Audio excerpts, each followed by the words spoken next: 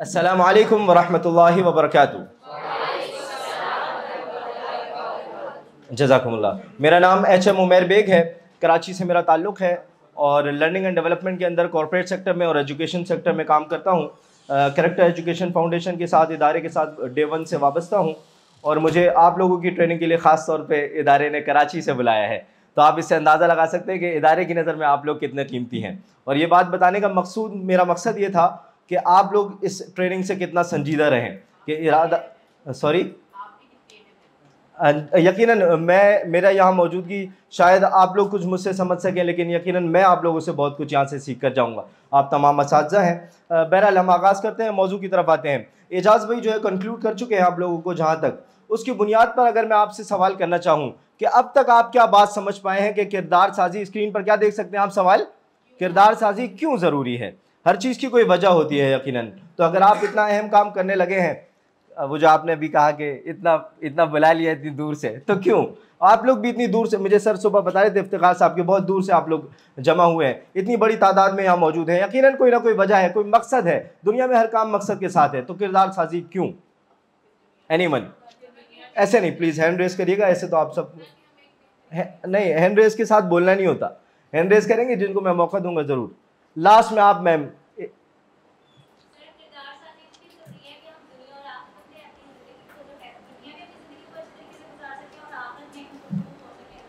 ज़बरदस्त जी मैम, अब आप प्लीज़।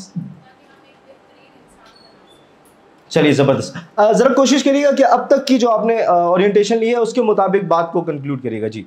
मुसलमानों का मुस्तकबिल जैसे पास्ट में वो अरूज पर थे, वैसे नेक्स्ट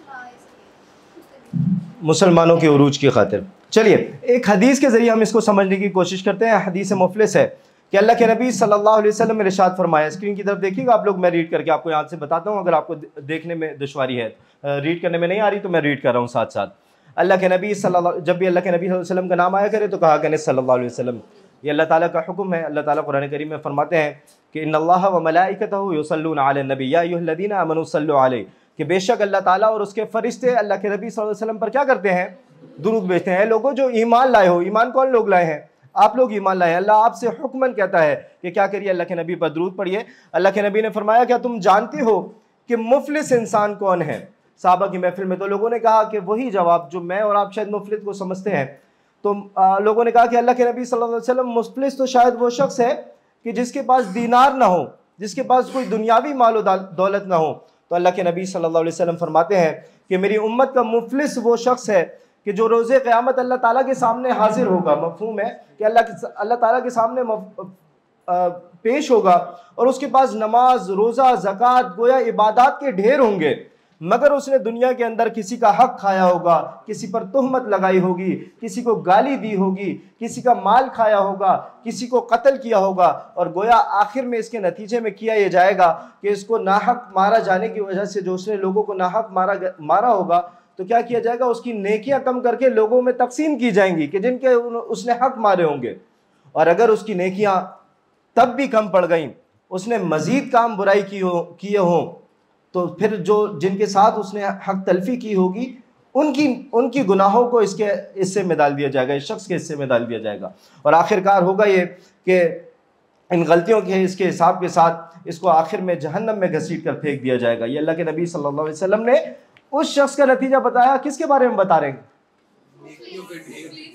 हाँ, मुफलिस तो वो है। कौन है मुफलिस? बताया कि इसके पास नेकियों का ढेर है, कि शायद हम 4 सजदे करके दिन में अपने आप को बहुत मुत्तकी परहेजगार समझते हैं, लेकिन अल्लाह के नबी ने फरमाया कि दुनियावी मामलात में, बाकी क्या है? दुनियावी मामलात है ना, हुकूकुल इबाद है शायद, अगर आप इसको वैसे इन जनरल कहेंगे। और इस हदीस से बताने का मकसद ये था, इससे पता ये चलता है कि ये जो किरदार साजी का काम है, ये किसी एक डोमेन का हिस्सा नहीं है।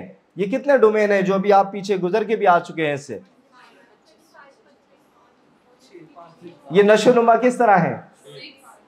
6 कौन से? जिस्मानी, ज़हनी, समाजी, रूहानी, गोया इखलाकी। गोया अगर मैं मिसाल से समझाता हूँ, इसमें जज्बाती है ना, जज्बात पर अगर आप काम नहीं करेंगे तो इसमें कत्ल की हदीस में आता है कि कत्ल, अगर उसने किसी को कत्ल किया होगा, ये कत्ल किससे है? जज्बात से है ना। दूसरा कोई और आप बता दें, समाजी है, ये समाज से रिलेटेड चीज़ें हैं। जितने आपने गोया इंटरलिंक करती हुई चीज़ें पढ़ी हैं, इन सब पे काम करना ज़रूरी है। हदीस नबवी से ये बात साबित होती है, तो हमें इन सब पर काम करना है। मैं आपसे एक सर्वे शेयर करता हूँ। ये एक शहर के अंदर 40 स्कूलों में ये सर्वे किया गया। शायद आपको फिर से पढ़ने में दुश्वारी हो, मैं रीड करके आपको बताता हूँ इस सर्वे के मुतालिक। ये सर्वे झूठ के मुतालिक है। किस मुतालिक है? झूठ के मुतालिक। एक शहर के 40 स्कूलों में ये सर्वे किया गया, और इस सर्वे से जब बच्चों से पूछा गया तो पता ये चला कि 86.6% बच्चे ऐसे हैं कि वो कहते हैं कि हम झूठ बोलते हैं। 86.6% बच्चे क्या करते हैं? झूठ बोलते हैं। ये किसने बताया? बच्चों ने खुद बताया। किसमें? सर्वे में। कम से कम उस वक्त उन्होंने सच्चाई से ये बात बताई, उस वक्त झूठ नहीं कहा। 86.6। आगे चलते हैं। असातिज़ा का ख्याल ये है कि 63.4 बच्चे झूठ बोलते हैं। यानी आप लोग असातिज़ा हैं, आप सबके ख्याल में कितने % बच्चे हैं जो झूठ बोलते हैं? 63.4। असातिज़ा की राय में 58.8% बच्चे मजाक में झूठ बोलते हैं। मजाक में झूठ बोलने से क्या मुराद होता है? मतलब बच्चे ये समझ रहे होते हैं कि वो तो मजाक कर रहे हैं, वो झूठ की अहमियत को नहीं समझ रहे होते। चलिए आगे चलिए।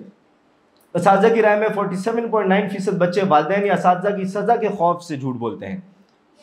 आपके खौफ से। आप ऐसे ऐसे बड़े यूं फख्र से कर भी रहे, तो कितने % इस वजह से झूठ बोल रहे हैं बच्चे? 47% ऐसे बच्चे हैं जो आपके खौफ से झूठ बोल रहे हैं। और कोई रीज़न नहीं है, सिर्फ आपका डर है। चलिए वालिदैन का या फिर असातिज़ा का। वालिदैन की राय में 94.9 बच्चे झूठ को गुनाह तस्लीम करते हैं। 76.1% बच्चे इस बात से नावाकिफ हैं कि झूठ इंसान की आखिरत में क्या सज़ा उसे उसके नतीजे में होगी। एक और है सर्वे गलत खबर के हवाले से या इल्ज़ाम के हवाले से। 64.1 बच्चों का कहना है कि वो बिला तस्दीक बात दूसरों को बताते हैं। 64% बच्चे ऐसे हैं कि बिला तस्दीक आगे लोगों को बात। ये सोशल मीडिया का आजकल इसमें बड़ा किरदार है। बल्कि मैं आपको रिसेंट कराची का अगर इस पर कोई वाक़या सुनाऊं तो अभी स्ट्रीट क्राइम कराची में बहुत उरूज पर रहती है बिलउमूम। तो अब फ़र्क इतना आ गया, पहले सिर्फ छीन लेते थे, अब छीनने के साथ मार भी देते हैं। तो बहरहाल तो अभी एक CCTV जो है ना वीडियो, जो स्ट्रीट क्राइम कर रहे थे उनकी तस्वीरें आ गई, शक्लें आ गई। तो मैं हकीकी वाक़या अभी रिसेंट आपको बता रहा हूँ जैसे आने से पहले का। तो वो जो उसमें डाकू थे, उनका चेहरा किसी दोस्तों की गैदरिंग थी, ग्रुप था, उनमें से किसी एक से शक्ल मिलती थी। तो दोस्तों ने मजाक मजराए मजाक ऐसी उसकी शक्ल मिला के वायरल सोशल मीडिया पे चला दी। वो वायरल हो गई और उसके नतीजे में उसके लिए बड़ी मुश्किलात खड़ी हो गई, उसको जान की धमकियाँ और ये वो फना। तो बिला तस्दीक जो है ना वो खबर को आगे फैला देना भी ये कोई ये हाँ ट्रेंड भी तो बन गया। मैं इसकी आपको वो बताना चाह रहा हूँ कि कितनी संजीदगी वाला मामला है। बहरहाल आगे चलते हैं। 49.9% बच्चों के बारे में वालिदैन का ख्याल है कि वो खुद को बचाने के लिए दूसरों पर झूठा इल्ज़ाम लगाते हैं। 93.2 बच्चे इस बात से नावाकिफ हैं कि कुरान बिला तहकीक बात आगे पहुँचाने के बारे में क्या कहता है। इसी तरह आखिरी अगर हम देखें तो वह 66.3 बच्चों ने इजहार किया कि वो गलती को मान लेते हैं और माफ़ी मांगने से नहीं हिचकिचाते। एक दीगर चीज़ों के मुतालिक सर्वे है। पहला किस चीज़ के मुतालिक था बता सकते हैं मुझे? झूठ के बारे में। कोई एक उसमें सर्वे में से कोई एक बात याद रह गई हो आपको?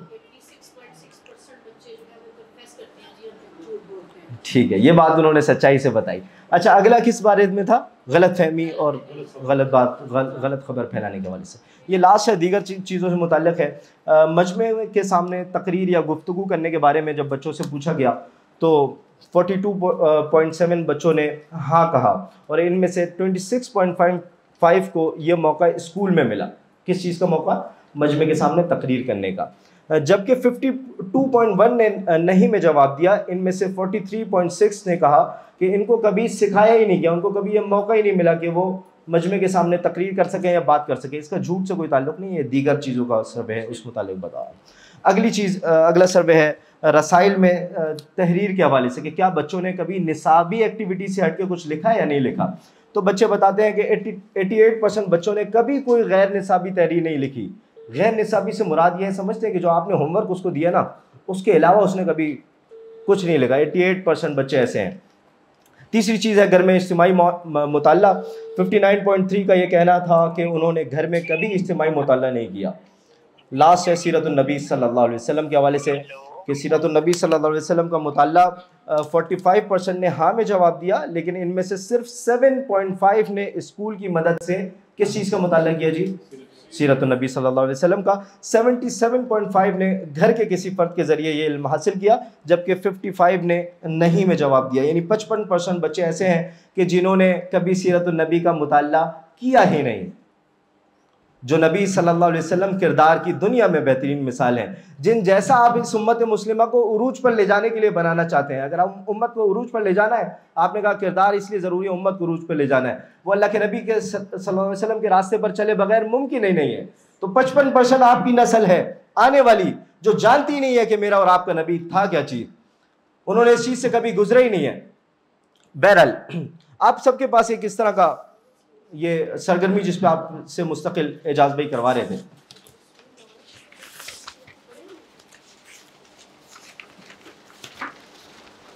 ये तीनों सर्वे से भी ये बात साबित करनी थी कि वो जो 6 डोमेन आपने पहले फाइंड किए हैं वो कितने इंपॉर्टेंट हैं।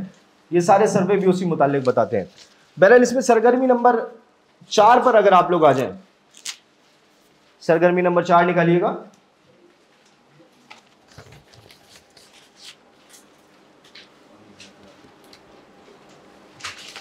जी, इसमें आप देख सकते होंगे रिसर्च, केस स्टडी, फिर रिसर्च, फिर केस स्टडी, इसी तरह है। चलिए हम लोग ऐसा करते हैं, इसको कुछ डिवाइड कर लेते हैं। इसी तरह अगले पेज पे भी रिसर्च और केस स्टडीज मौजूद हैं। टोटल कितनी है?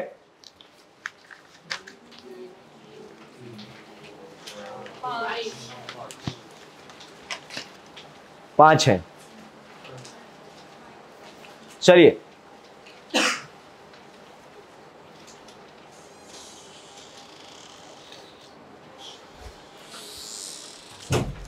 अच्छा, जब कहूँ ना मैं क्लास, तो आप लोगों ने क्या करना है, जो कुछ भी काम आप कितना ही इंपॉर्टेंट कर रहे हो, आपने हर काम को छोड़कर मेरी तरफ मुतवज्जह हो जाना है, चाहे आप कितना ही ज़रूरी काम कर रहे हो। तो जब मैं कहूँगा क्लास तो आप सब मेरी तरफ मुतवज्जह हो जाएंगे। फिर मैं कहूँगा तकबीर तो आप क्या कहेंगे? इस तरह कहेंगे। तो फिर चलिए क्लास, तकबीर, चलें आप लोग इस तरफ जो मेरे राइट हैंड पर है, पहली रिसर्च और पहली केस स्टडी आप तमाम लोगों के लिए, ठीक है? हैंड रेज करिएगा जी। सरगर्मी नंबर 4 वाला जो पेज है, इस पे जो पहली रिसर्च केस स्टडी है ये आप तमाम लोगों के लिए है। 1 2 3 4 ABCDE, आप सब क्या है? ए, ठीक है? एजाज भाई आप हैंड रेज करें। एजाज भाई के पीछे सब अपना अल्फाबेट बोले। ए। मुजम्मिल भाई जी बताइए। नहीं, सी। मर्जी ना मेरी। सी क्या है आप लोगों का? सी। आपका क्या है भाई? आप तो हैंड रेज करें थोड़ा। बी। आप लोग क्या है?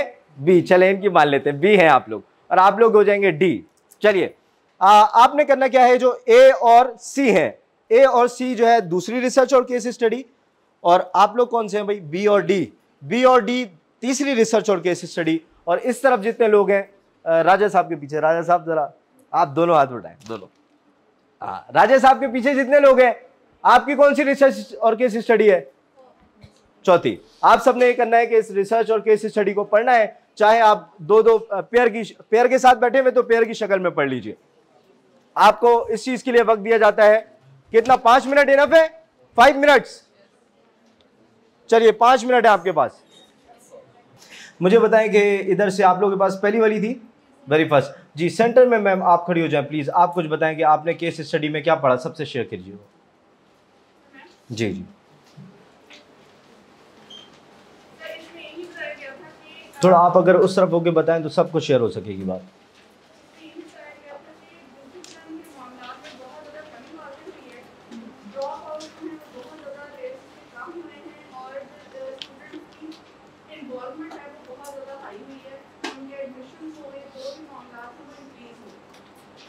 क्यों हो गए, कैसे, ये सब बेहतरी कैसे आई, वजह?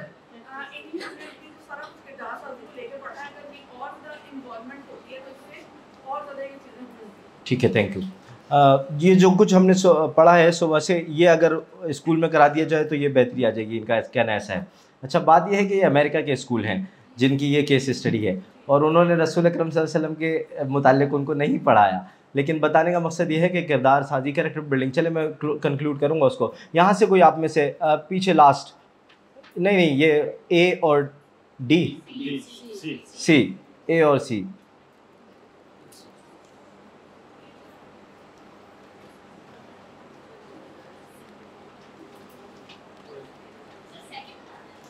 जी, जो केस स्टडी आपने पढ़ी है।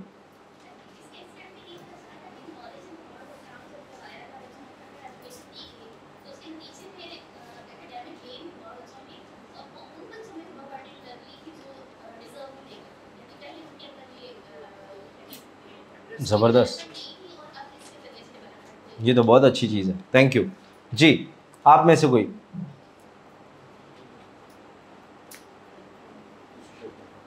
प्लीज़ उस तरफ आपने उन सबको बताना। केस स्टडी नंबर 3 मैंने बहुत पढ़ी है ये case study. Case study number 3 जो है ये पढ़ा है, तो इसको पढ़ने से ये पता चलता है कि ये इखलाकी खूबियाँ जो है बच्चों के अंदर डेवलप करने के वाले से जब वहाँ पे कुछ प्रोग्राम जो है वो शुरू किए गए तो बच्चों की जो गैर हाजिरी थी वो कम हो गई और बच्चों का जो अटेंडेंस रेट था वो इम्प्रूव हो गया, क्योंकि बच्चों को इस तरह से दीगर एक्टिविटीज़ भी मिली, निसाबी लड़कियों से हट के उनको सीखने का मौका मिला, तो जिससे बच्चों का दिलचस्पी और बड़ी मज़ीद अपनी स्टडी के वाले से और स्कूल में उनकी हाजिरी वो जो है वो रेट ज़्यादा बेहतर होगी। केस स्टडी कौन सी थी? 3। मैम आप अपनी केस स्टडी के मुतालिक बताइएगा, डोर के साथ जो लास्ट में। जी सर प्लीज़ ज़रा डोर क्लोज कर देंगे, एक्सक्यूज़ मी। जी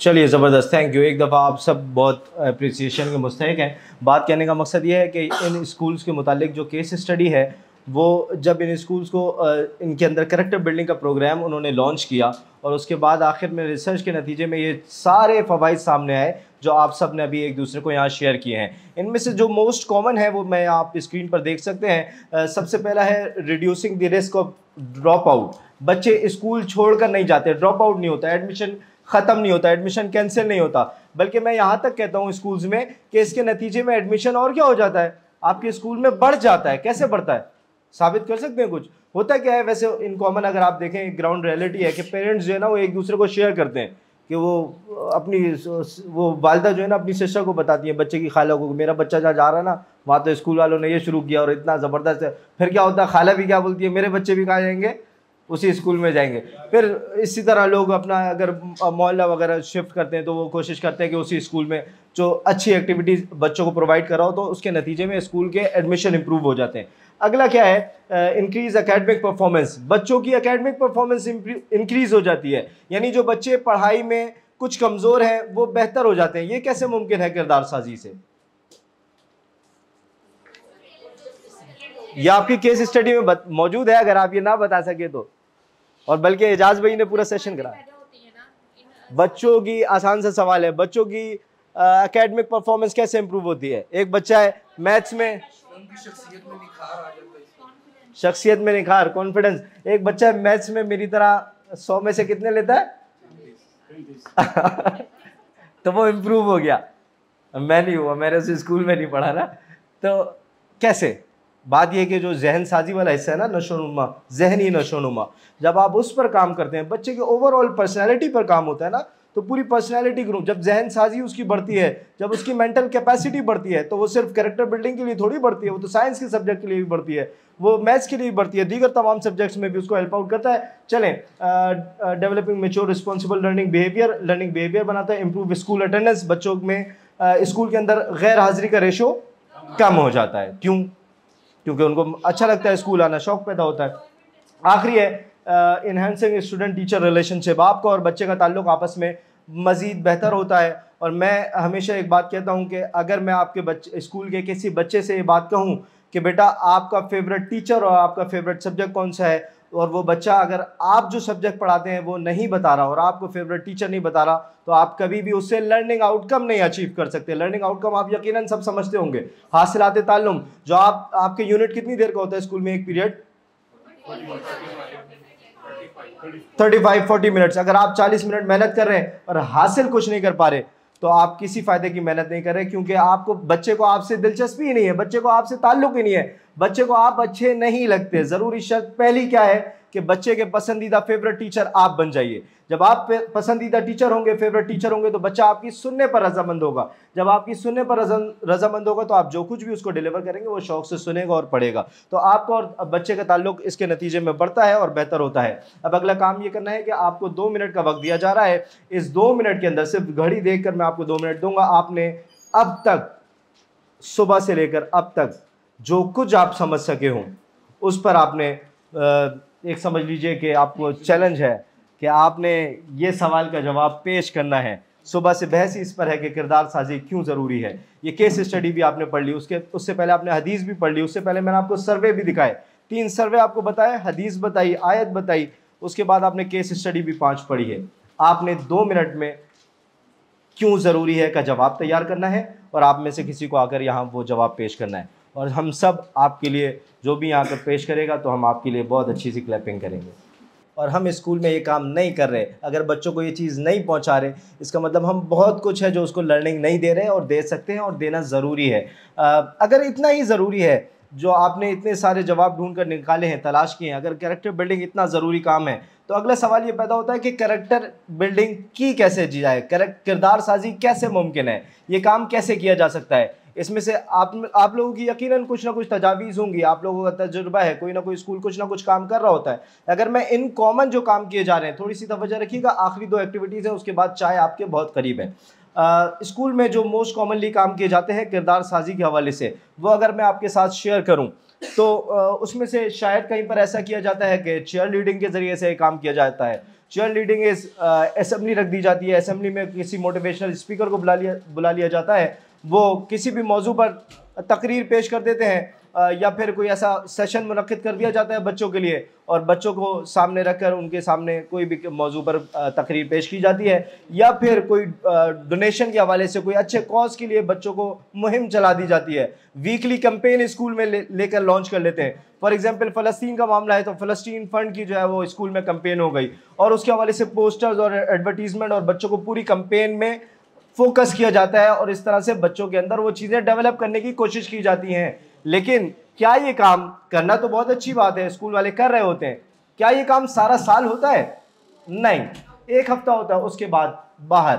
अगली चीज़, दूसरा किस तरीके से मुमकिन बनाने की कोशिश की जाती है, डिफाइन एंड ड्रिल के जरिए। असेंबली में रोजाना आखिरी 4 कुल पढ़ा दिए जाते हैं, दुरूद शरीफ पढ़ा दिया जाता है, क्लास में 1 पीरियड दुआएं याद कराने के लिए रख दिया जाता है। क्यों कारी साहब? बस इसके अलावा किरदार साजी यहीं से शुरू है और यहीं पर ख़त्म है कि बच्चे को क्या करें, एक चीज़ बार बार दोहराएं, याद करवा दें और उसके बाद खलास। इससे याद करवाना उसके अमल में नहीं साबित हो सकता, याद करवाने से अमल का ताल्लुक नहीं है। तीसरी क्या काम किया जाता है, प्रेज एंड रिवॉर्ड का काम किया जाता है। स्कूल में कोई फॉर एग्जांपल कोई मुहिम लॉन्च कर दी जाती है, कोई कैंपेन लेकर आते हैं डिसिप्लिन के ऊपर कि भाई 1 हफ्ता डिसिप्लिन पर काम किया जाएगा, और उसमें जो बच्चा अच्छी बेहतर परफॉर्मेंस देगा उसको क्या किया जाएगा, प्रेज किया जाएगा, रिवॉर्ड किया जाएगा। ये बहुत ज़रूरी है, ये बहुत अच्छा काम है, मगर इस सब के नतीजे में भी जो हासिल होता है ना, वो बच्चा जितनी भी मेहनत करता है वो उसलिए नहीं करता जो आप उसको सिखाना चाहते हैं, बल्कि वो किस लिए करता है, आपके प्रेज और रिवॉर्ड को हासिल करने के लिए। इसलिए भी ये चीज़ यहाँ पर फारिग हो जाती है। आगे आए, फोर्स फॉर्मेलिटी। यहाँ क्या है कि आप कोई काम बच्चों से जोर ज़बरदस्ती की बुनियाद पर, सख्ती की बुनियाद पर, वो जो कितने % बच्चे थे जो आपके खौफ से झूठ बोल रहे थे, 50 के करीब तो थे ना, तो इतना 58 थे, 50 से ऊपर थे, तो आप इतना क्या रखते हैं, कमांड रखते हैं। आप अपनी अहमियत को समझिए कि आप कितनी कमांड रखते हैं। बच्चों से करवाना, मैंने आपको बताया था कि बच्चों पर आपका इतनी ताकत है आपके पास, कि बच्चों पर आपका इतना जोर और खौफ है कि बच्चे आपकी वजह से क्या कुछ कर सकते हैं। तो आप बच्चों से जब इतना कुछ करवा सकते हैं तो आप ये काम भी करवा सकते हैं, मगर फोर्सफुली किया जाता है। इसकी मिसाल कैडेट कॉलेजेस है। कैडेट कॉलेज में डिसिप्लिन है, लेकिन फोर्सफुली करवाया जाता है। तो ये 4 मॉडल हैं जो स्कूल्स में अपनाए जाते हैं, लेकिन चारों में से कोई भी ऐसा नहीं है कि जो सारे सेगमेंट को कवर करता हो और इतना ज़्यादा मुफीद साबित होता हो, जिसके हर एक एलिमेंट पर हमने डिस्कशन की है कि फ्लॉ कहाँ मौजूद है, हर एक पर हमने डिस्कस किया है कि मसला क्या है कि तब कोई ऐसा, ये 4 मॉडल अलग अलग स्कूलों में अलग अलग मॉडल चल रहे हैं, कोई यकसा निज़ाम नहीं है। जब यकसा निज़ाम नहीं है तो यकसा रिजल्ट्स भी नहीं है, और इसी की वजह से ज़रूरी है कि कोई यकसा निज़ाम कैरेक्टर बिल्डिंग के लिए बनाया जाए, वही सारे स्कूल्स में इम्प्लीमेंट किया जाए, और जिसमें ये सारे फ्लॉ भी मौजूद ना हो जो इस सब के अंदर मौजूद है। तो फिर सवाल ये पैदा होता है कि वो क्या हो सकता है, वो क्या के सवाल को इरेज करने के लिए ज़रूरी पता है क्या आपको? ज़रूरी ये है कि आप ये देखें कि बच्चे की लर्निंग होती किन एलिमेंट से है, बच्चे सीखते किधर से हैं, वो क्या ज़रिए है कि जहाँ से बच्चे सीखते हैं। हमारे कैरेक्टर एजुकेशन के डिपार्टमेंट ने रिसर्च के बाद ये बात 6 एलिमेंट्स जो है वो नुमाया अपने सामने आपके सामने पेश है कि ये वो 6 एलिमेंट हैं, 6 एलिमेंट्स हैं कि जिनके नतीजे में बच्चे लर्निंग ले रहे होते हैं। बच्चों की सारी लर्निंग कहाँ से है? इन 6 जगह से है। बच्चा जो कुछ सीखता है वो इन 6 एलिमेंट से सीखता है। ये 6 सेगमेंट कौन से हैं ये आपके सामने मौजूद है। नंबर 1 निसाब है, बच्चा करिकुलम से सीखता है, जो आप किताब उसको पढ़ाते हैं। निसाब करिकुलम है, कोर्स है, जो किताब आप उसे पढ़ाते हैं। नंबर 2 बच्चा सीख रहा होता है उस्ताद से। उस्ताद कौन है? टीचर, आप हैं। बच्चा आपसे सीखता है, यह आपकी वैल्यू है। मैं हमेशा टीचर से कहता हूं कि आप अपनी वैल्यू को पहचानिए। नंबर 1 काम ये करिए कि आप अपनी वैल्यू को पहचानिए कि आप कितने कीमती हैं, और दूसरा ये कि आप बच्चों के फेवरेट बन जाइए। आप फेवरेट टीचर होने चाहिए स्कूल में। और टीचर की मिसाल ऐसे है जैसे फैक्ट्री होती है ना, फैक्ट्री का क्या काम होता है? प्रोडक्शन करती है, और वो प्रोडक्ट बनकर पूरी दुनिया में सप्लाई होता है। ऐसे ही आप एक फैक्ट्री के मानंद है, आप प्रोडक्ट्स तैयार करते हैं। यही प्रोडक्ट डॉक्टर इंजीनियर बन के सारी दुनिया में चले जाते हैं। इट डिपेंड्स ऑन यू कि आप क्या प्रोडक्ट तैयार कर रहे हैं, आप उसको क्या डिलीवर कर रहे हैं। दूसरे नंबर पर बच्चा आपसे सीखता है, ये जिम्मेदारी खुद कबूल कीजिए। तीसरे नंबर पर बच्चा हम निसाबी सरगर्मियों से सीख रहा होता है, मतलब को करिकुलर एक्टिविटीज से सीख रहा होता है। नंबर 4 ये है कि बच्चा इज्तिमाइयत से, अपने पेयर्स से, अपने फ्रेंड से, अपने सर्किल से सीख रहा होता है। नंबर 5 वालिदैन, पेरेंट्स से बच्चा सीखता है। और नंबर 6 बच्चा मीडिया के ज़रिए से सीख रहा होता है। अगर आपके जहन में इसके अलावा कोई हो, ये हमारी रिसर्च है तो बहुत बेहतर बात है यकीनन। और ये रिसर्च में ज़रूरी नहीं है कि कोई फर्स्ट सेकंड थर्ड, मैंने 1 2 3 सीक्वेंस के एतबार से नहीं कहा आपको, ये वक्त के एतबार से, सदियों के एतबार से चेंज होता है। जिस दौर में ये रिसर्च की गई, मीडिया नंबर 1 नहीं था, आज मीडिया का बहुत बड़ा अहम किरदार है। इसी तरह शायद आप ये समझते हो कि वालिदैन का बहुत बड़ा किरदार है। तो इस चीज़ के लिए आपके पास जो पेपर मौजूद हैं, सरगर्मी नंबर 5, अगर आप उस पर खोलिए तो वहाँ पर आपको कुछ कॉलम्स दिखाई देंगे, और इसमें भी वही 5 चीज़ें मौजूद हैं। सोबत, मीडिया, वालिदैन, हम निसाबी सरगर्मियाँ, उस्ताद और निसाब, 6 चीज़ें। प्राइमरी, मिडिल और हायर सेकेंडरी निकाल चुके हैं तमाम लोग जी। आपके लेफ्ट मोस्ट कॉलम में अगर आप देखें, प्राइमरी, मिडिल और हायर सेकेंडरी, ऐसा ही है। चलें, आप ऐसा करिए कि सरगर्मी नंबर 5 को जरा ऊपर से खुद से पढ़ लीजिए, क्या लिखा हुआ है। सरगर्मी नंबर 5, किरदार साजी पर असरअंदाज होने वाले अवामिल। बात हम इस पर कर रहे थे कि किरदार साजी कैसे की जाए। वो कैसे करने के लिए पहले ये पता होना ज़रूरी है कि बच्चा सीखेगा कहाँ से। नीचे लिखा हुआ है प्राइमरी, मिडिल और हायर सेकेंडरी के हर सेक्शन के 100 नंबर आपके पास हैं। आपके पास कितने नंबर है? 100 नंबर, जैसे बच्चों की कॉपी के आपके पास होते हैं। हर सेक्शन के 100 नंबरों के को अपने अंदाजे के मुताबिक 6 असरअंदाज होने वाले अवामिल में तकसीम कर दें। अगर आपको मेरी बात ना समझ आई हो तो इधर देखिएगा स्क्रीन पे, मैं आपको समझाता हूँ। ये देखें, सोबत, मीडिया, वालिदैन, आपके पास टोटल नंबर कितने हैं? 100। सब मिलके बोलिएगा कितने? 100। यहाँ लेफ्ट मोस्ट देखिएगा, प्राइमरी, मिडिल और आखिरी हायर सेकेंडरी। ये एज ग्रुप के हिसाब से डिवाइड है कि किस एज ग्रुप में आपने ये सेगमेंट लिखना है कि 100 में से आपने सबको डिवाइड करना है कि प्राइमरी का बच्चा, स्क्रीन देखिए, प्राइमरी का बच्चा सोबत में 20% सीखता है, 30% सीखता है। आपके ख्याल में कितना सीखता है? प्राइमरी का बच्चा मीडिया में कितने % सीखता है? वालिदैन से कितने % सीखता है? हमने निसाबी सरगर्मियों से, इसी तरह दीगर। बात समझ गए? अगली बात आ जाएगी मिडिल पर, इसी तरह, और हायर सेकेंडरी। एक चीज़ का ख्याल रखिएगा कि इसमें एज ग्रुप का बड़ा फैक्टर होता है कि बच्चे एज ग्रुप के एतबार से।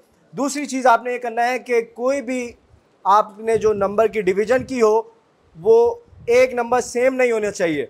फॉर एग्जांपल, अगर आप सोबत और मीडिया दोनों को 20% नहीं दे सकते, आप एक को 19.5 कर दें और एक 0.5 का फ़र्क ले आए, सेम नहीं रखिएगा। बात समझ गए? ये आपने फिल करना है कि आपके ख्याल में कितने % लर्निंग बच्चा कहाँ से कितनी ले रहा है। ये इसी तरह का कुछ काम 8 असातिज़ा से हमने करवाया था जो एजुकेशन के एक्सपर्ट्स हैं, और ये उनकी कुछ रिपोर्ट यहाँ पर स्क्रीन पर आ रही है, लेकिन मेरी दिलचस्पी इसमें इतनी ज़्यादा नहीं है जितनी 80 असातिज़ा मेरे सामने यहाँ पर मौजूद हैं। तो मैं इंटरेस्टेड हूँ कि आप लोगों ने किस तरह से इसको फ्रेम किया है। तो प्लीज़ मुझे बताइएगा मिडिल के हवाले से, अगर मैं अपने राइट मोस्ट आप तमाम लोगों से पूछना चाहूँ, मिडिल में सबसे पहले आपके पास ऑप्शन था कि आप लिख सकें सोहबत के हवाले से, या इधर से अगर शुरू करते हैं तो निसाब टॉप 3 डिस्कस करेंगे। हाँ, प्राइमरी से शुरू कर लेते हैं। प्राइमरी में टॉप 3 जी, मिडिल में कौन सा? जी, प्राइमरी में आपका टॉप मोस्ट कौन सा है जिसमें आपने नंबर दिए हैं? मीडिया प्राइमरी के लिए। चलिए, सिर्फ इस तरफ वाले लोग, टीचर है प्राइमरी के लिए। जी, आपका बताइएगा टॉप मोस्ट प्राइमरी में। प्राइमरी में हमने साबित सरगर्मियाँ। आप लोग मिडिल में बताइएगा ज़रा।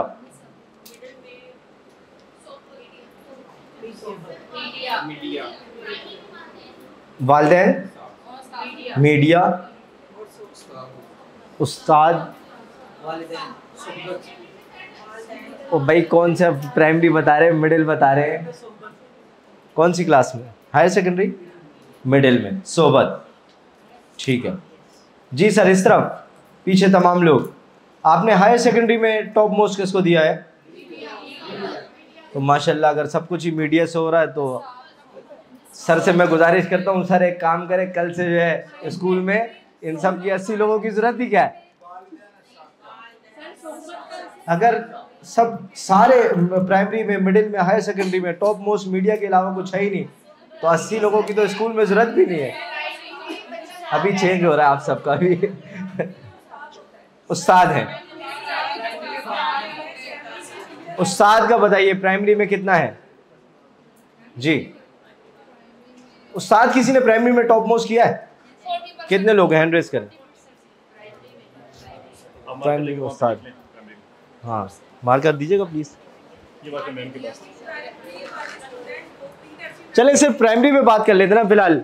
उस्ताद कितने? 40% है, बहुत बड़ा हिस्सा है। दूसरा मुझे बता दें जरा, निसाब का कितना हिस्सा है प्राइमरी में? 5%। वालिदैन का कितना किरदार है?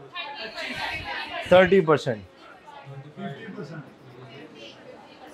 मीडिया का कितना किरदार है प्राइमरी में? 10 कह रहा है, 20, 15 लिख देता हूं। चले, इस एक्टिविटी का बहरहाल मकसद ये था कि आप बहुत क्लियर, आपकी इमेज पिक्चर क्लियर हो सके कि कौन से एरियाज हैं कि जहां से बच्चे की कितनी लर्निंग है, किस एज में कितनी लर्निंग है, और आपका कितना किरदार है। और आपका किरदार यकीनन सिर्फ आप अकेले नहीं होते, आप ही हैं जो निसाब भी पढ़ा रहे होते। निसाब का कितना लिखवाया आपने? 15%। तो आपका कितना हो गया कुल मिला के? 55 तो हो गया ना। निसाब पढ़ा कौन रहा है? आप ही पढ़ा रहे ना। वैसे एक बात बता रहा हूँ, अब बाकी दीगर आपका इंप्रेशन कितना है इस सब के ऊपर? बहरहाल मैं आपको एक टास्क देता हूँ, निसाब से रिलेटेड अगर बात हो रही है या उस्ताद से रिलेटेड अगर आप बात हो रही है, आप सब असातिज़ा हैं, आपने करना यह है कि सच्चाई, ये जो 25 सिफात है ना, 25 डोमेन जो आपने अभी एजाज भाई आपको करवा के गए, उनमें से एक है कौन सी? सच्चाई। बच्चों को मैं आपको टास्क देता हूँ, आपने बच्चों को सच्चाई सिखानी है, और सच्चाई सिखाने के लिए आपने 10 लर्निंग आउटकम्स लिखने हैं जो आपके ख्याल में करिकुलम के अंदर इंक्लूड किए जाने चाहिए। बात समझे मेरी? 10 ऐसे लर्निंग आउटकम सच्चाई पर लिखिए जो करिकुलम में बच्चे को सच्चाई सिखाने के लिए दर्ज किए जाने चाहिए, या वो हदफ होना चाहिए। या आसान कर देता हूँ आपके लिए, बस मैं इतना कहता हूँ कि आप सच्चाई सिखाएं, करिकुलम के ज़रिए कैसे सिखाएंगे, 10 पॉइंट्स लिख दें। लिखें 10 पॉइंट्स। हाँ, जो मिडिल हो, हायर सेकेंडरी हो, कोई सा भी हो, प्राइमरी हो, 10 पॉइंट्स अपने पास नोट डाउन करने। डस्टर मिलेगा? डस्टर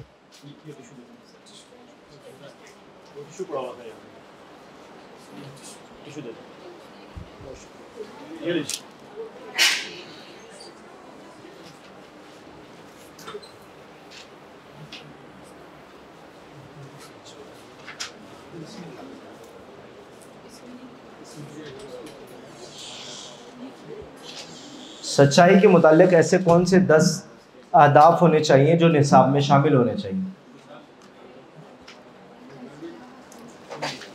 हाँ, मिसाल बता दें।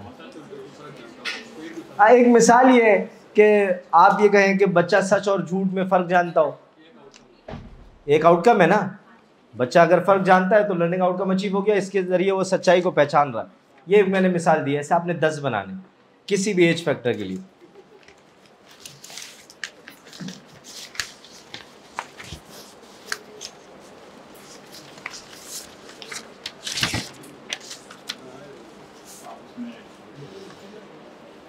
वो जो किरदार साजी पढ़ाने का एक था ना, रटवा के याद करवा के, तो उसको देखते हुए अगर मैं मद्देनज़र रखते हुए कहूँ तो बच्चा सच्चाई की तारीफ जानता हो, उसको पता हो सच्चाई क्या होती है, ये लर्निंग आउटकम है। तो आप ऐसे 10 लिखें सच्चाई से मुताल्लिक़, आपके ख्याल में क्या होने चाहिए?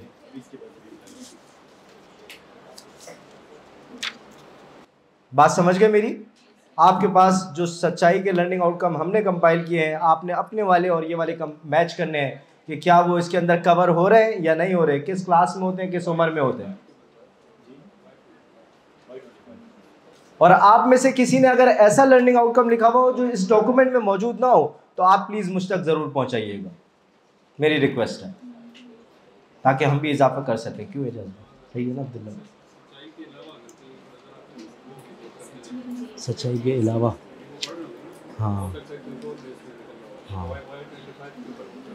अच्छा, ये भी मुमकिन है कि जो डॉक्यूमेंट आपके पास आया है इसमें सच्चाई के साथ साथ एक और भी कोई लर्निंग आउटकम अचीव हो रहा हो, तो वो भी आपने नोट करना है कि इसमें इस लर्निंग आउटकम से सच्चाई तो बच्चे को पढ़ाई जा ही रही है, साथ साथ एक और लर्निंग आउटकम अचीव हो रहा है उन 25 में से या उन 25 के अलावा, तो वो भी आप नोट करेंगे।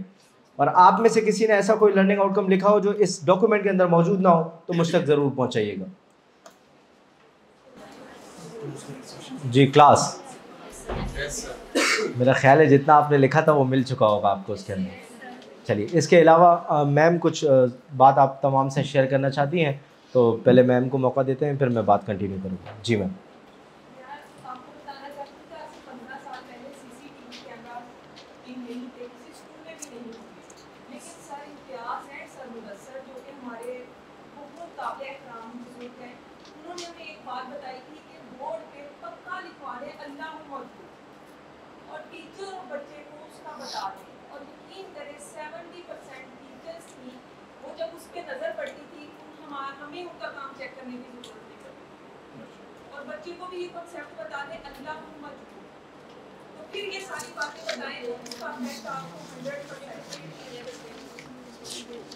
जबरदस्त।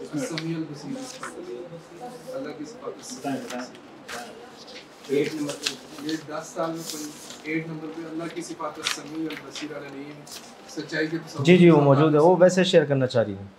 ठीक है, चलिए मुझे बताइए कि कैसी लगी आपको कैरेक्टर एजुकेशन फाउंडेशन की मेहनत इस डॉक्यूमेंट को हाथ में लेने के बाद और इसको पढ़ने के बाद? Thank you so much. अच्छा, इसमें देखिए कितने सारे SLOs हैं और ये हर क्लास के हिसाब से डिवाइड हैं। इसी तरह ये सिर्फ सच्चाई पर है जो आपके हाथ में मौजूद है। अगर मैं इस डॉक्यूमेंट का आपको तारुफ करवाने चलूँ तो 25 औसाफ है जो आप पढ़ चुके हैं कि 25 औसाफ के ज़रिए से बच्चे की कैरेक्टर बिल्डिंग करनी है। इतने ही SLOs इस पूरे डॉक्यूमेंट के अंदर। ये 8 साल मेहनत और रिसर्च का नतीजा है कि कैरेक्टर एजुकेशन फाउंडेशन ने ये प्रोग्राम आपके सामने लॉन्च किया है और आज आपके सामने उसका तारुफ हो रहा है। इसके पीछे पूरी मेहनत है, रिसर्च है, इसके पीछे अल्लाह के नबी सल्लल्लाहु अलैहि वसल्लम से लेकर आज तक जितना मजहबी तौर पर कैरेक्टर बिल्डिंग पर काम हुआ है उसको रिसर्च किया गया, जितना यूरोपियन स्टैंडर्ड्स पे काम हुआ है उसको रिसर्च किया गया। इसके अलावा 3-4 ममालिक के विजिट करने के बाद ये सारा कुछ प्रोग्राम लॉन्च किया गया और ये जो डॉक्यूमेंट आप देख रहे हैं ये 4 साल की मेहनत का नतीजा है और इसके अंदर 25 औसाफ जो आप जानते हैं उसके हवाले से तमाम SLOs मौजूद हैं। और टोटल अगर इसके SLOs में आपको बताऊं तो इसके अंदर 2500 से ज़ायद SLOs मौजूद हैं। कितने? 2500 से ज़्यादा SLOs इसके अंदर मौजूद हैं जो उन 25 औसाफ पर हैं। और इस डॉक्यूमेंट के हवाले से हर क्लास के अलग हासिलात ताल्लुम हैं और इसी तरह 13 साल से 15 साल तक की उम्र के बच्चों के लिए जैसे मैंने बताया हर क्लास के हिसाब से वो डिवाइड हैं, आसान से मुश्किल की तरतीब के एतबार से हैं। और ये डॉक्यूमेंट समझिए कि ये बहुत कीमती है, इसका जो हिस्सा कुछ आपके पास मौजूद है, मैं बहुत शायद ये बात कह सकता हूँ कि दुनिया में कैरेक्टर बिल्डिंग पर इतना जामे और इतनी रिसर्च के साथ कोई डॉक्यूमेंट शायद आपको मिले। तो मुझे भी, जैसे मैंने आपको कहा ना कि अगर आपने इसके अलावा जो SLOs इसमें मौजूद हैं कोई लिखा हो तो मुझे पहुंचाइएगा। तो अगर आपको कोई कैरेक्टर बिल्डिंग पर डॉक्यूमेंट मिले तो मुझे ज़रूर पहुंचाइएगा, ताकि मकसद ये है कि हम ये नहीं कहते, हम ये ज़रूर कहते हैं कि हमने बहुत मेहनत की है, बहुत अच्छा काम किया है, मगर ये कोई दुनिया का आखिरी काम नहीं है। ऐसा नहीं है कि इससे बेहतर कुछ नहीं हो सकता, लेकिन हम खुद उसकी तलाश में है कि अगर कोई बेहतरी हो तो हम उसके लिए ओपन है। आप सब भी जब इस प्रोग्राम को लॉन्च करेंगे, इम्प्लीमेंट करेंगे, तो आपकी जो तजावीज़ होंगी वो बहुत इंपॉर्टेंस रख रही होंगी। आप हमें अपना फीडबैक देंगे कि क्लास में क्या चीज़ बेहतरी की बुनियाद बन रही है, क्या नहीं बन रही, तो वो भी ऐसा ऐसा प्रोग्राम में शामिल की जाएगी। इस लर्निंग आउटकम के हवाले से कुछ डीब्रीफ आपको मज़ीद अगर करता चलूँ तो इसके हवाले से मैं बताना चाहूँगा कि ये जो टोटल मैंने आपको बताया कि 2500 से ज़ायद SLOs हैं। जब ये SLOs बना लिए गए, तरतीब कर लिए गए, ये यकीनन एजुकेशन के जो एक्सपर्ट्स हैं उनके सामने पेश किए गए, और उसके बाद कुछ इसकी डीब्रीफिंग में आपको बता रहा हूँ इम्पोर्टेंस को वाज़ेह करने के लिए कि इसमें तब्दीली बलिहाज नौयत इसके लर्निंग आउटकम्स में जो की गई वो 556 लर्निंग आउटकम्स हैं जो तब्दीली बलिहाज नौयत की गई। मतलब नौयत के अतबार से वो लर्निंग आउटकम वहाँ फिट नहीं हो रहा था, तो जब एजुकेशन एक्सपर्ट्स ने उसको रिकमेंड किया तो 556 SLOs को नौयत के अतबार से तब्दील किया गया। दूसरी 122 SLOs ऐसे हैं जो बलिहाज उम्र हैं कि उम्र के लिहाज से मुताल्लिक नहीं थे उस जगह पे। फॉर एग्जांपल क्लास 1 के बच्चे का SLO क्या होना चाहिए? सच्चाई पर सच और झूठ का फ़र्क जान सकता हो। तो अगर वहाँ इससे मुश्किल कोई बात लिखी हो तो ये उसके उम्र के मुताल्लिक नहीं है, रेलेवेंट नहीं है। तो 122 ऐसे SLOs हैं जो उम्र से इररेलेवेंट थे, तो उस पर रिसर्च के बाद उसको चेंज किया गया। 81 ऐसे SLOs हैं, लर्निंग आउटकम्स हैं जो बलिहाज मौजू गैर मुताल्लिक थे, जो मौजू रेलेवेंट नहीं था, उसको चेंज किया गया। 237 ऐसे हैं जो नए हासिलात ताल्लुम हैं, जो हमने नहीं शामिल किए थे, जो एक्सपर्ट की जानिब से आए। जैसे मैंने आपको ओपन ऑफर की कि जब आप इस पर मेहनत करेंगे आपकी जो सजेशन आएंगी वो शामिल की जाएगी। अगर राइट नाउ कोई ऐसी मौजूद होती वो शामिल की जाती। तो ऐसे 237 SLOs हैं जो बाद में इसमें शामिल किए गए, नए हासिलात ताल्लुम बनाकर शामिल किए गए। 492 ऐसे हैं जो ज़बान व बयान के अतबार से चेंजेस जिसमें किए गए। 334 हैं जो हज़फ कर दिए गए, यानी निकाल दिए गए, डिलीट कर दिए गए। 7 आखिरी 112 ऐसे हैं जो तकरार की बुनियाद पर थे, मतलब रिपीटिशन, तकरार इज रिपीटिशन, जो रिपीट हो रहे थे उनको निकाल दिया गया। तो मैं आपको इस सब का बताने का मकसद ये था कि इसके पीछे मेहनत कितनी की गई है, इसकी वैल्यू कितनी है, और ये सारी वैल्यू ये किसी काम की नहीं है। मैंने क्वालिटी एश्योरेंस के एजुकेशन सेक्टर में क्वालिटी एश्योरेंस में 3-4 साल काम किया है। और क्या आप जानते हैं कि आप लर्निंग आउटकम अचीव भी नहीं कर सकते अगर आप टीचर मैनुअल के बगैर अपना यूनिट पढ़ाने चले जाते हैं बच्चों को। 40 मिनट अगर आप बगैर टीचर मैनुअल पढ़े चले जाते हैं, वो टीचर मैनुअल हम एजुकेशन सेक्टर में देते थे स्कूल तक, और वो मट्टी खा रहा होता था। अगर ये मैनुअल भी इस तरह मट्टी खाएगा, अगर ये करिकुलम भी इस तरह मट्टी खाएगा, और आप सिर्फ सोचेंगे कि मुझे आज क्या पढ़ाना है, सच्चाई, चलो सच्चाई तो मैंने सारी ज़िंदगी सच बोला, मुझसे अच्छा कौन पढ़ा, नहीं हो सकता ऐसा मुमकिन। आपके लिए ज़रूरी है कि आप तमाम चीज़ों को पूरी तरह अज़बर करके लर्निंग आउटकम्स के साथ, टीचर मैनुअल के साथ, जब तक आप डिलीवर नहीं करेंगे उसका आउटकम नहीं आ सकता। और बताना आपको ये चाहता हूँ कि ये फिर बेकार हो जाएगा कि अगर आप अपनी अहमियत को नहीं पहचानेंगे। ये सब आपके ज़रिए से मुमकिन है। तो हमने अपनी तौर की तमाम मेहनत की है, अब ये सब कुछ आपके हाथ में है, और उम्मीद की जाती है कि इंशाल्लाह आपके ज़रिए से बेहतर कौम को मुस्तक़बिल और उम्मत की तरक्की इससे वाबस्ता है। मेरी तरफ से अगर कोई कमी कोताही या गलती हुई हो तो आप तमाम से माज़रत चाहता हूँ। जज़ाकुमुल्लाह खैर, वस्सलामु अलैकुम व रहमतुल्लाह।